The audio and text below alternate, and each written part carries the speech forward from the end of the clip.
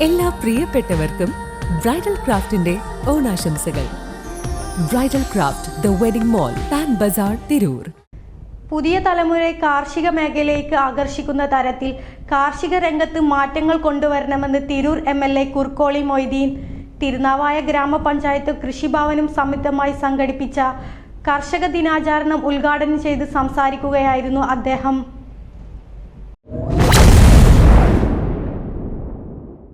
ധൈര്യം നൽകാൻ കഴിയണം.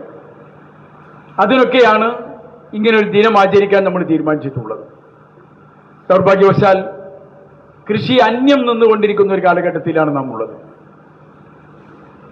അച്ഛൻ തന്നെ മകനെ അല്ലെങ്കിൽ ബാപ്പ മകനെ ഒരൽപ്പം വിദ്യാഭ്യാസം കൊടുക്കാൻ കഴിഞ്ഞാൽ ഓൻ കൃഷിയിലേക്ക് വരേണ്ടതില്ലെന്ന് തീരുമാനിക്കുന്ന ഒരു സാഹചര്യമാണ് ഇപ്പോഴുള്ളത്. അതുകൊണ്ടാണ് പുതിയ തലമുറ ഇതിൽ നിന്ന് അകന്നു പോകുന്നത്. ഇവിടെ കൃഷി ഓഫീസറുണ്ട്, മറ്റുദ്യോഗസ്ഥന്മാരുണ്ട്. ഇവരൊക്കെ ബിരുദവും ബിരുദാനന്തര ബിരുദവും നേടി കർഷകരായിട്ടല്ല പോയത്, ഉദ്യോഗസ്ഥകളായിട്ടാണ് വന്നത്.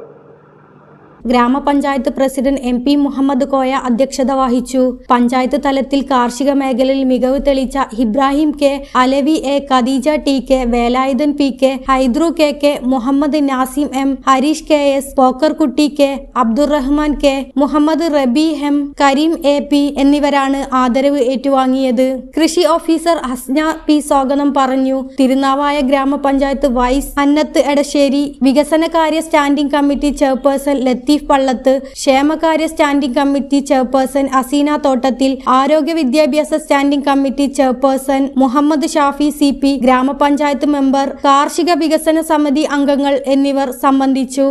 ന്യൂസ് 99 തിരൂർ. 35 വർഷത്തെ വിശ്വസ്ത പാരമ്പര്യവുമായി എന്നും എപ്പോഴും കൂടെയുണ്ടെന്ന വിശ്വാസം. Basith wedding mall, Basith arcade, Poongottukulam, Tirur.